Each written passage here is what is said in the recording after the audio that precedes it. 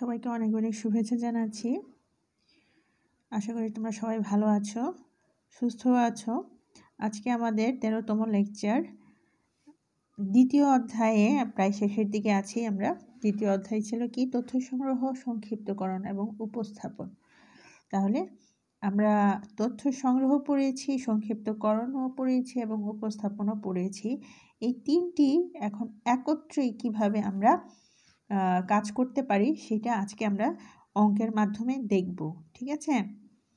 এখন ধরো একটি ক্লাসের 20 জন ছাত্রের একটি বিষয়ে প্রাপ্ত নম্বর দেয়া আছে, যে 20 জন ছাত্র আছে, তারা এত নম্বর করে পেয়েছে। তাহলে এই নম্বরে দেখো যে 20 জন ছাত্রের নম্বর দেওয়া আছে 67, 21, 30। তো এখন প্রশ্ন হচ্ছে, এই তথ্য থেকে তোমাকে গণসংখ্যা নিবেশন তৈরি করতে হবে।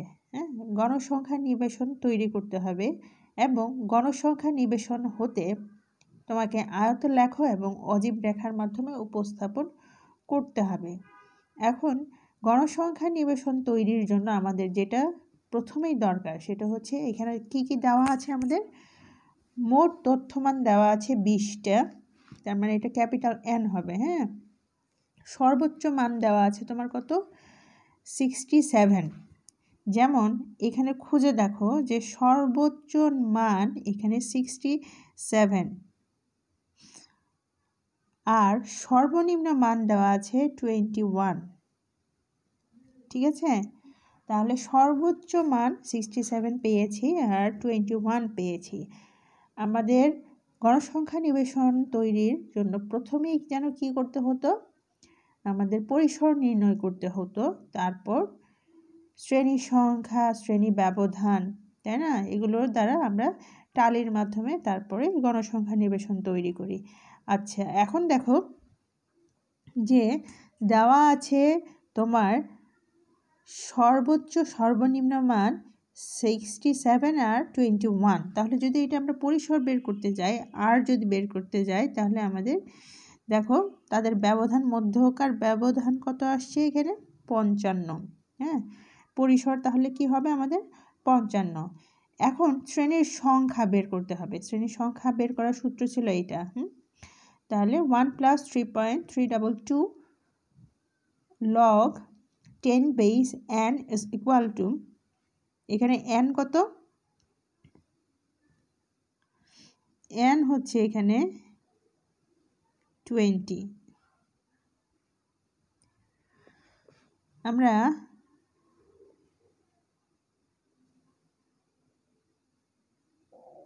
এই n হচ্ছে আমাদের 20। তাহলে এখানে 20 বসাও। 20 বসালে এখানে দেখো ক্যালকুলেটরে করলে কিন্তু এই মানটা আসে। কত? শ্রেণীর সংখ্যা হবে 6। শ্রেণীর সংখ্যা বলতে আমরা কোনটা বোঝাচ্ছি? এই যে এরকম শ্রেণী, 1, 2, 3, 4 এরকম 6টা শ্রেণী হবে। কিন্তু এখন আসো শ্রেণী ব্যবধান কত হবে? শ্রেণী ব্যবধানের জন্য আমরা কি করব? এই যে পরিসরকে পেয়েছি, এই পরিসরকে হচ্ছে এই শ্রেণী সংখ্যা দ্বারা ভাগ করলে আমরা শ্রেণী ব্যবধানটা পাবো। তাহলে শ্রেণী সংখ্যা দিয়ে ভাগ করলে আমাদের আসে 9.17। যেহেতু 9.17, তাই আমরা এটাকে 10 ধরে নিচ্ছি। এখন দেখো যে 10 ধরার পর আমরা এখন গণসংখ্যা নিবেশন তৈরি করতে যাব। গণসংখ্যা নিবেশন তৈরি করার জন্য আমাদের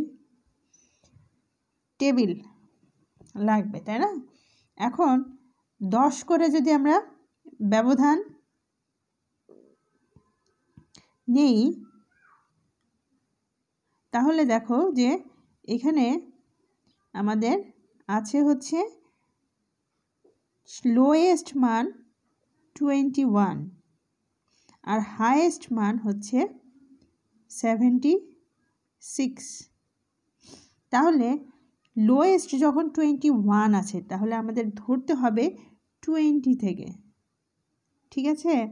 আর শেষ করতে হবে, যেহেতু 76 পর্যন্ত আছে, আমাদের শেষ করতে হবে 80-তে। ঠিক আছে? তাহলে 80-তে যদি ঠিক করতে হয়, তাহলে দেখো 20 থেকে নিলে পরে আমাদের কি হয়? 20, 20 থেকে 30, 30 থেকে 40। এখন 30 থেকে 40, 20 থেকে 30 এটা কোন পদ্ধতি ছিল? বহির্ভুক্ত পদ্ধতি। আর অন্তর্ভুক্ত কি ছিল? 20 to 29, 30 to 39। তাহলে এটা হচ্ছে অন্তর্ভুক্ত পদ্ধতি, আর এটা হচ্ছে আমরা যেটা করছি সেটা হচ্ছে বহির্ভুক্ত পদ্ধতি। তাহলে এখন দেখো যে যদি এরকম নেই, আমাদের কয়টি থাকে? 1 2 3 4 5, তাই না? আমাদের তাহলে কয়টি শ্রেণী এখানে? 1 2 3 4 5 6টি। এখানে মাঝখানে একটা বাদ গিয়েছে, 6টি।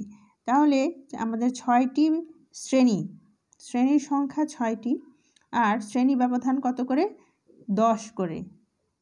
20 থেকে 30, তাহলে 30 থেকে 20 মাইনাস করলে আমাদের কত হয়? 10 না ব্যবধান? 10 ব্যবধান, আর হচ্ছে শ্রেণী সংখ্যা 6। এখন এখানে নর্মালি আমাদের লাগবে হচ্ছে শ্রেণী ব্যবধান, টালি, গণসংখ্যা নিবেশন তৈরি করতে আর কি, এই 3টা জিনিস লাগবে। ঠিক আছে? এখন এই যে মধ্যবিন্দু আর ক্রমযোজিত গণসংখ্যা আমি এখানে বাড়তি হিসেবে যোগ দিয়েছি, এজন্যই যেন আমরা বুঝতে পারি সহজে। তাহলে যখন শ্রেণী ব্যবধান নিলাম, টালি করলে দেখো এই টালি আসবে এরকম। আর মধ্যবিন্দু কিভাবে নির্ণয় করতে হতো? শ্রেণীর উচ্চ সীমা নিম্ন সীমা যোগ করে ডিভাইডেড বাই 2। তাহলে 50 ডিভাইডেড বাই 2 কত আসে? 25। ঠিক আছে? মধ্যবিন্দু 25। ঠিক এইভাবে কিন্তু আমাদের কি আসলো? 35, 45, 55, 65, 75। ঠিক আছে? এই হচ্ছে আমাদের মধ্যবিন্দু। এখন মধ্যবিন্দু আমি কেন নিয়ে আসছি? মধ্যবিন্দুটা এই জন্যই নিয়ে আসছি যে আমরা একই জায়গায় কতভাবে কি বের করতে পারি। এখানে দেখো শ্রেণী ব্যবধান, টালি, মধ্যবিন্দু, গণসংখ্যা বের করলাম। গণসংখ্যা বের করার পর এবার ক্রমযোজিত গণসংখ্যা। ক্রমযোজিত গণসংখ্যা কি ছিল? যোগ। মানে এই যে গণসংখ্যাটা আছে সেটার যোগ করতে হবে। কিভাবে যোগ করতে হবে? দেখো প্রথমে কিন্তু আমরা 1 পেয়েছি, তাহলে এখানে কিন্তু 1ই আছে। এই 1-এর সাথে এই 4টা যোগ করেছি, 5 হয়েছে। এই 5-এর সাথে 3 যোগ করেছি, 8 হয়েছে। এই 8-এর সাথে 7 যোগ করেছি, 15। 15-এর সাথে 3 যোগ করেছি, 18। 18-এর সাথে 2 যোগ করে 20। টোটাল হচ্ছে আমাদের ক্রমযোজিত 20। আর সেখানে আমাদের মোট তথ্যমান কত দেওয়া ছিল? n is equal to 20। ঠিক আছে? তাহলে তোমাকে যেটা খেয়াল রাখতে হবে, এই যে ক্রমযোজিত টোটাল এবং যে কয়জনের মান দেয়া আছে, তথ্যমান যতগুলো দেওয়া আছে এটা অবশ্যই সমান হবে। ঠিক আছে? এটা অবশ্যই সমান হবে। আর যদি সমান না হয়, যদি ধরো 1 2 কম বেশি হয়, তখন অবশ্যই তোমাকে বুঝতে হবে যে এখানে তোমার হিসাবে অবশ্যই কোনো না কোনো জায়গায় ভুল আছে। তাহলে এই গণসংখ্যা নিবেশন তৈরি আশা করি বুঝতে পেরেছ। আমি আবারও বলছি, এখানে প্রধানত তোমার শ্রেণী ব্যবধান, টালি এবং গণসংখ্যাটা লাগবে। মধ্যবিন্দু তখনই লাগবে যখন তোমাকে লেখচিত্রের মাধ্যমে গণসংখ্যা রেখা বা গণসংখ্যা বহুভুজ বের করতে বলবে, তখন তোমার এই মধ্যবিন্দু লাগবে। আর যখন অজীব রেখা বের করতে বলবে, তখন তোমার ক্রমযোজিত গণসংখ্যাটা লাগবে। ঠিক আছে? এই জন্য আমি কিন্তু এই জিনিসগুলো সবগুলো একসাথে দেখিয়ে দিলাম তোমাকে।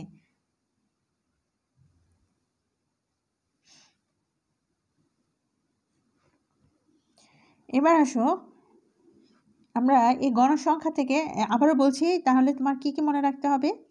শ্রেণী ব্যবধানটা লাগবে, শ্রেণী ব্যবধানটা লাগবে, টালি লাগবে, আর গণসংখ্যা এটা লাগবে। কিন্তু এই ক্রমযোজিত কিসের জন্য লাগবে? যখন অজীব রেখা আমি বের করব। অজীব রেখা যখন বের করব তখন আমাকে এই ক্রমযোজিত গণসংখ্যা লাগবে। আর এই মধ্যবিন্দু লাগবে হচ্ছে যখন আমি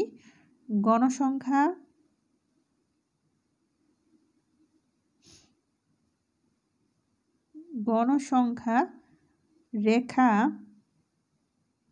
আর গণসংখ্যা বহুভুজ বের করব।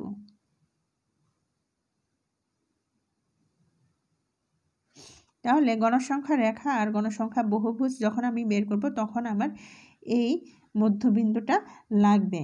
আর অজীব রেখার জন্য আমার সেই ক্রমযোজিত গণসংখ্যাটা লাগবে। ঠিক আছে, এখন আমরা দেখব যে এখান থেকে কিভাবে আমরা লেখচিত্র অঙ্কন করতে পারি। আসলে লেখচিত্র প্রথমেই কিন্তু আমাদের চেয়েছে যে আয়তলেখ অঙ্কন করো। তাহলে এটা কি? আয়তলেখ অঙ্কন করো।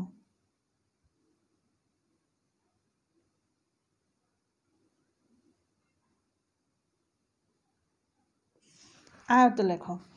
আয়তলেখার জন্য আমার কি কি লাগবে? শ্রেণী ব্যবধান লাগবে আর গণসংখ্যা লাগবে। এই যে এক্স অক্ষ বরাবর আমার আসবে শ্রেণী ব্যবধান, আর ওয়াই অক্ষ বরাবর আসবে আমার গণসংখ্যা। শ্রেণী ব্যবধান বলতে কি? এই যে 20 থেকে 30, 30 থেকে 40, ঠিক আছে? তাহলে এই ব্যবধানটা আমার লাগবে। এখন যখন 20 থেকে 30 তখন আমার গণসংখ্যা কত দেওয়া আছে? 1। তাহলে এই ঠিক এইখানে কিন্তু 1। যখন 30 থেকে 40 তখন আমার 4। এই যে ওয়াই অক্ষ এর সমান হবে 4। 40 থেকে 50 তখন আমার হচ্ছে 3। এই যে 2 আর 4 এর মাঝামাঝি হবে 3, ঠিক আছে? আবার 50 থেকে 60, 50 থেকে 60 আমার কত দেওয়া আছে? সর্বোচ্চ কত দেওয়া আছে? 7।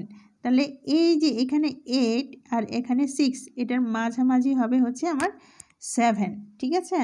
আমি কিন্তু ব্যবধান এখানে 2 করে নিয়েছি, গণসংখ্যা ব্যবধানটা আমি 2 করে নিয়েছি, 2, 4, 6, 8, ঠিক আছে? তাহলে তোমরা যদি মনে করো যে না বোঝা যাচ্ছে না, তখন তোমরা কি করে নিবা?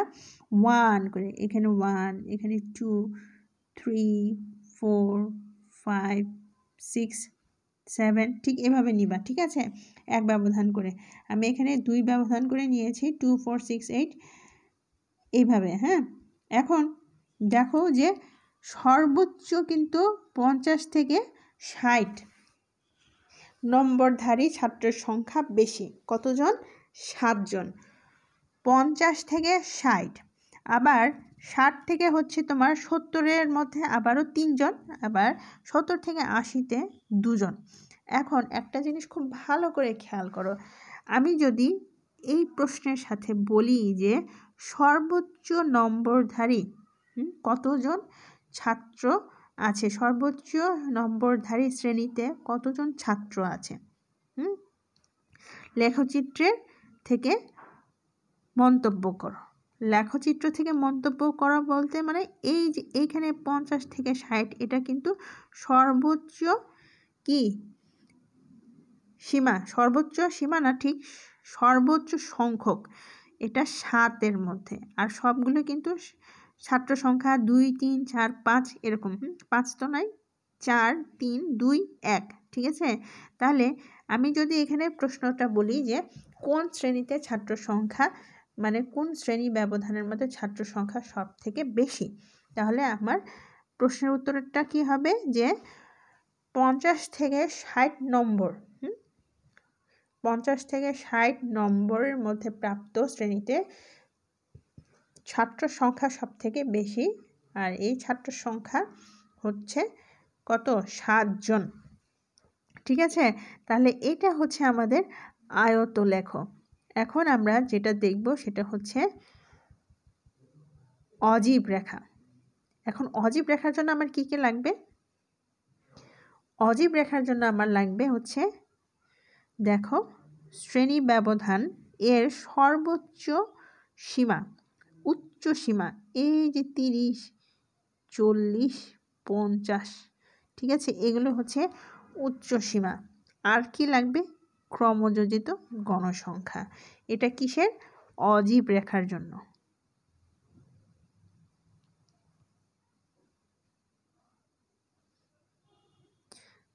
অজীব রেখা, ঠিক আছে, এটা হচ্ছে অজীব রেখার জন্য আমার লাগবে ক্রমযোজিত গণসংখ্যা,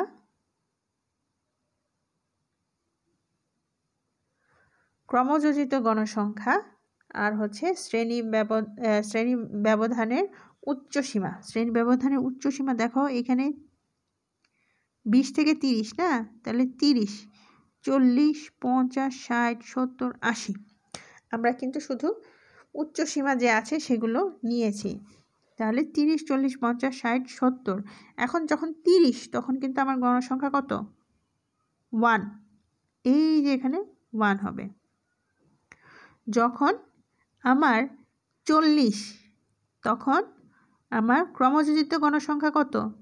5। তাহলে এই 4 আর 6-এর মাঝে আসবে 5, ঠিক আছে।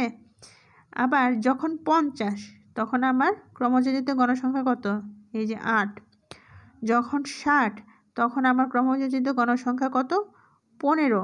এই যে এখানে 15, 16 আর 14 এর মাঝে 15। যখন 70, তখন কিন্তু আমার ক্রমযোজিত গণসংখ্যা 18। আবার যখন 80, তখন আমার ক্রমযোজিত গণসংখ্যা হচ্ছে 20। তাহলে এই যে রেখাটা, সেটাই হচ্ছে আমাদের অজীব রেখা। এটাই আমাদের বের করতে বলা হয়েছে, ঠিক আছে। তাহলে এটা হচ্ছে আমাদের অজীব রেখা। নিশ্চয়ই বুঝতে পেরেছো যে এটা আমাদের কিভাবে করতে হবে।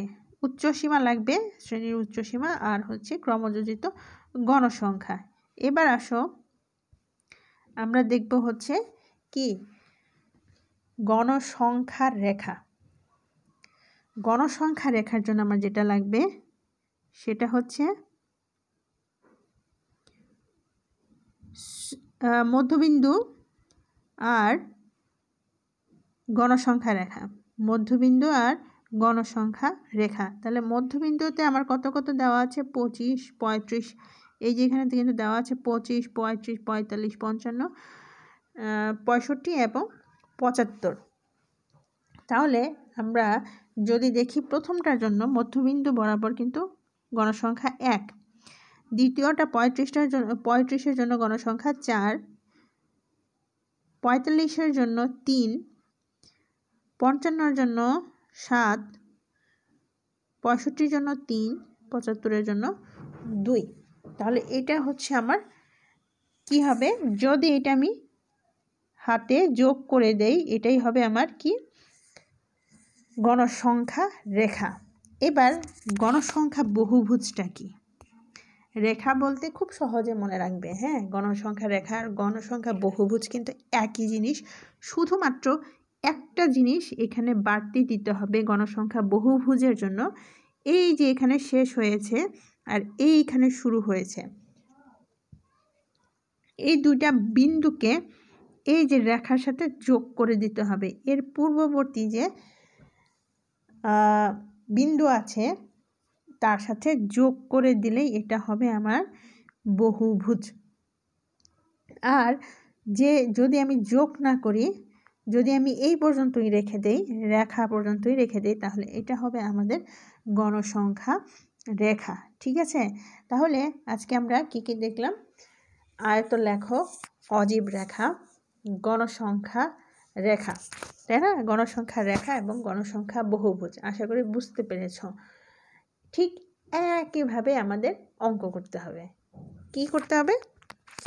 তোমাকে অনেকগুলো তথ্য দেওয়া হবে, 30টা 40টার মতো। সেখান থেকে তোমাকে গণসংখ্যা বের করতে হবে। গণসংখ্যা থেকে তোমাকে চিত্র অথবা লেখের মাধ্যমে উপস্থাপন করতে হবে। তারপর তার উপর বিশ্লেষণ করে তোমাকে মন্তব্য করতে হবে, ঠিক আছে। এই হচ্ছে আমাদের দ্বিতীয় অধ্যায়ের পড়া। দ্বিতীয় অধ্যায় কিন্তু আমাদের মোটামুটি শেষ। এখন আমি যেটা করতে পারি সেটা হচ্ছে তোমাদের আমি একটা বোর্ড প্রশ্ন দেখাতে পারি। হ্যাঁ, বোর্ডে কিভাবে প্রশ্ন আসে, বোর্ড কোয়েশ্চেন দেখাবো, কিভাবে উত্তর করতে হয় সেটা দেখাবো। তাহলে তোমাদের একটা আইডিয়া চলে আসবে, ক্লিয়ার একটা ধারণা চলে আসবে যে দ্বিতীয় অধ্যায়ে আসলে কী রকম প্রশ্ন আসে এবং কিভাবে উত্তর করতে হয়। বিষয়টা কিন্তু একই জিনিস। কি করতে হবে? গণসংখ্যা নিবেশন তৈরি করতে হবে। গণসংখ্যা নিবেশন তৈরি করার পর সেই গণসংখ্যা থেকে আমাদের লেখচিত্রের মাধ্যমে উপস্থাপন করে মন্তব্য করতে হবে। ঠিক আছে? তাহলে নেক্সট ক্লাসে তোমাদের আমি দেখাবো হচ্ছে একটা বোর্ড প্রশ্ন। হ্যাঁ, বোর্ডের প্রশ্ন দেখাবো যে বোর্ডে দ্বিতীয় অধ্যায়ে কী ধরনের প্রশ্ন আসে, প্রশ্নের সাথে একটা সমাধান দেখাবো। তাহলে তোমরা খুব সহজেই বুঝতে পারবে। ঠিক আছে? পরবর্তী ক্লাসের জন্য তাহলে তোমরা এই যে গণসংখ্যা নিবেশন তৈরি করাটা, এটা খুব ভালো করে পড়ে রাখো। গণসংখ্যা নিবেশন তৈরি করা এবং গণসংখ্যা নিবেশন থেকে বিভিন্ন লেখচিত্র অঙ্কন করা, এই জিনিসটা খুব ভালো করে দেখে রাখো নেক্সট ক্লাসে। তাহলে তোমাদের সমস্যা হবে না বুঝতে। হ্যাঁ, নেক্সট ক্লাসে আমরা বোর্ড কোশ্চেন দেখব। এর মধ্যে যদি তোমরা সময় পাও অবশ্যই বোর্ড কোশ্চেন দেখে নিও, তোমাদের বইয়ের পেছনে দেওয়া আছে। ঠিক আছে? তাহলে পরবর্তী ক্লাসে তোমাদের সাথে আবারও দেখা হবে। সেই পর্যন্ত যা পড়িয়েছি সেটা একবার হলেও দেখে নিও। ঠিক আছে? তাহলে সবাইকে অনেক অনেক ধন্যবাদ। সবাই ভালো থাকো, সুস্থ থাকো। ঠিক আছে? পরবর্তী ক্লাসে আবারও দেখা হবে। সবাইকে অনেক অনেক ধন্যবাদ।